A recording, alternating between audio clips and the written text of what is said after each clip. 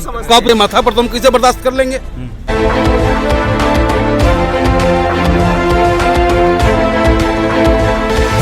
चाहेंगे आज आप विरोध प्रदर्शन में आए हैं, क्या कहना चाहेंगे? देखिए, अपने देश के प्रधानमंत्री आदरणीय नरेंद्र मोदी जी से कहना चाहूँगा, अमित शाह जी से कहना चाहूँगा कि कब तक जुल्म करेगा सत्ता के गलियारों से, और चप्पा चप्पा गूंज उठेगा इनकलाब को नारा से।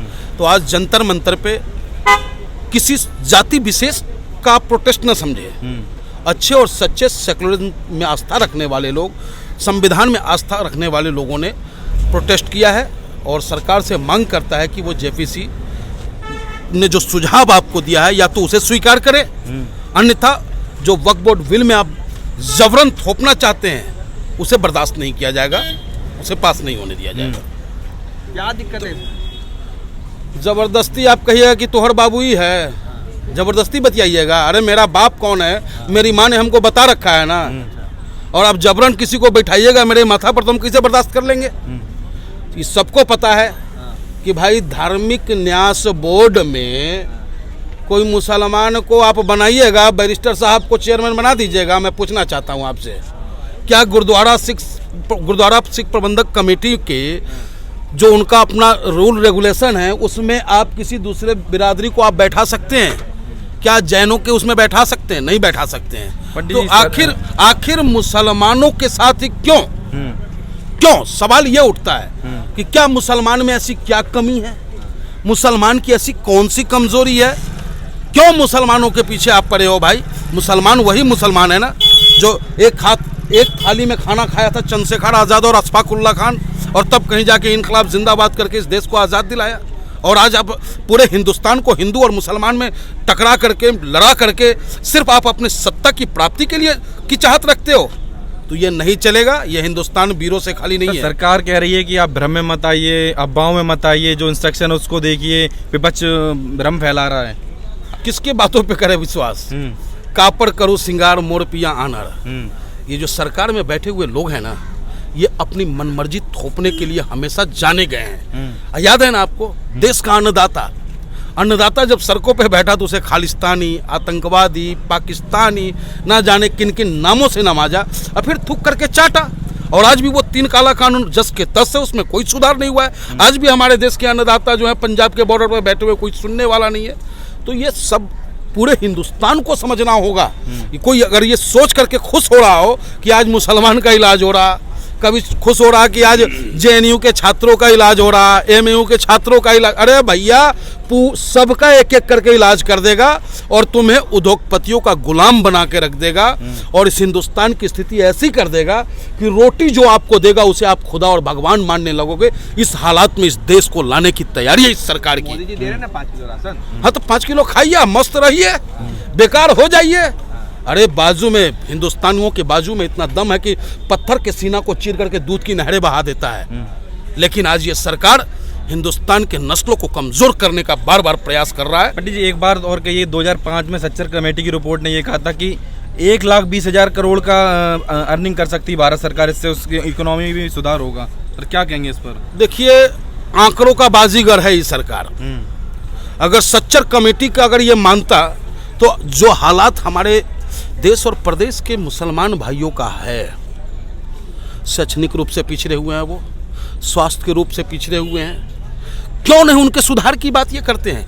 यानी कि उनका जमीन में तो रहते हैं, कल वो कल कहा स्पीच बोला कि नमाज पढ़ी साथ में। हाँ, विज्ञान से भी जुड़ी है। अच्छा, इससे पहले तो अब्दुल कलाम पढ़वे नहीं किए थे। परमाणु शक्ति संपन्न बनाने वाला हमको मुसलमान, जिसके दम पर हम पूरी दुनिया में सीना ठोक करके कहते हैं कि I am power man, power Indian. और आप हमें कह रहे हो कि एक हाथ में कुरान एक हाथ में विज्ञान। अरे ये तो पहले से लेके चल रहा है भाई। टीपू सुल्तान उस जमाने में तोप दे दिया था जब तोप का नाम भी नहीं था, तो वो कौन सा विज्ञान पढ़ के चला था? तो वही कुरान था, वही विज्ञान था। तो जज्बा है, हिंदुस्तानियों में जज्बा है। तो क्या चाहते? उर्दू पढ़ने वाले तो कटमुल्ला बनेंगे। अरे तो हम भी पढ़ते हैं, बनाओगे हमको कटमुल्ला? अली बे ते से जिम से एक है दाल जाल रोजो बनाओगे मुल्ला? लेकिन ऊपर से हम भी पढ़ते हैं, या देवी सर्वभूतेषु दया रूपेण संस्थिता नमस्तस्यै नमस्तस्यै नमस्तस्यै नमो नमः। लेकिन आपके बैरिस्टर साहब तो कह रहे हैं कि ये क्यों ना वो बने साइंटिस्ट, योगी जी। सही कह रहे हैं, लेकिन वो कैसे बन जाएंगे बताइए ना आप ही। हाँ। कैसे बन जाएंगे? बनने के लिए उनको पढ़ना पड़ेगा ना, वहाँ तक जाना पड़ेगा ना, वो तो वहीं तक ना है। हर हर महादेव, घर घर महादेव, इससे आगे उनका पढ़ाई नहीं है। तो सर आप क्या चाह रहे हैं? संशोधन चाह रहे हैं, बिल्कुल खत्म करना चाह रहे हैं, क्या चाह रहे हैं, क्या डिमांड है आपकी? देखिए, लोकतांत्रिक प्रक्रिया में हम विश्वास रखने वाले लोग हैं। हमारी पार्टी ऑल इंडिया मजलिस इत्तेहादुल मुस्लिमीन संविधान को लेकर चलने वाली है और हमारी मांग है कि जेपीसी ने जो सुझाव दिया है उस सुझाव को लागू करते हुए अगर ये बिल लाते हैं तो स्वागत है, अगर अन्यथा जो संवैधानिक तरीका हो सकता है संघर्ष करेंगे, सड़क से लेकर सदन तक संघर्ष। हमारा नेता लोकसभा हिंदुस्तान के सबसे बड़े पंचायत में आंखों में आंखें डाल करके जवाब देने का काम करेगा और उसका ये सिपाही सड़कों पे नजर आएगा। लोग तो कहते हैं भड़काते हैं बस।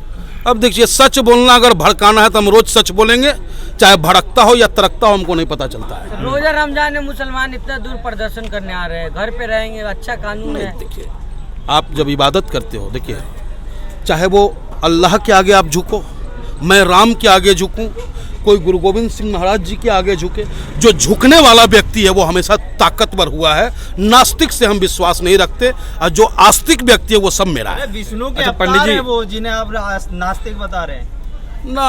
पंडित जी, बहुत से कानून आए यहाँ पर, सरकार ने बहुत आसानी से नहीं माना और 750 किसानों की शहादत के बाद किसान कानून वापस किया गया। तो क्या लग रहा है, इतनी जल्दी से सरकार वापस ले लेगी या आपकी बात मान लेगी इतनी जल्दी से? देखिए, ये माने ना माने, या फिर आप लग रहा है कि ये विरोध हमें भी अपने हट योग पे अड़े रहना होगा, क्योंकि हमने किसानों को शहादत देते हुए देखा है इस हिंदुस्तान में।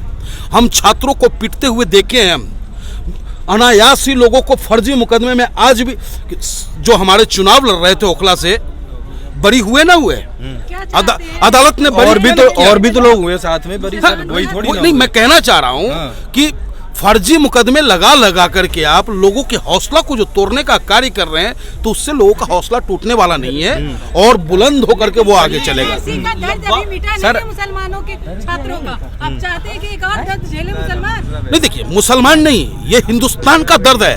हमें जाति में मत बांटे।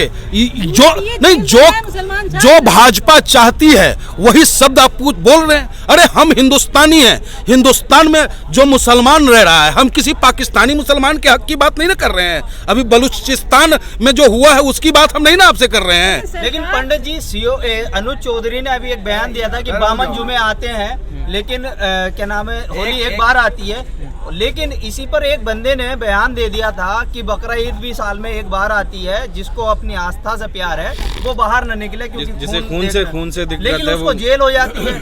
अब इसको क्या कहिएगा? तो ये संविधान इसको क्या कहेंगे? अब यही तो मैं कहना चाहता हूँ, कब तक जुल्मी जुल्म करेगा सत्ता के गलियारों से।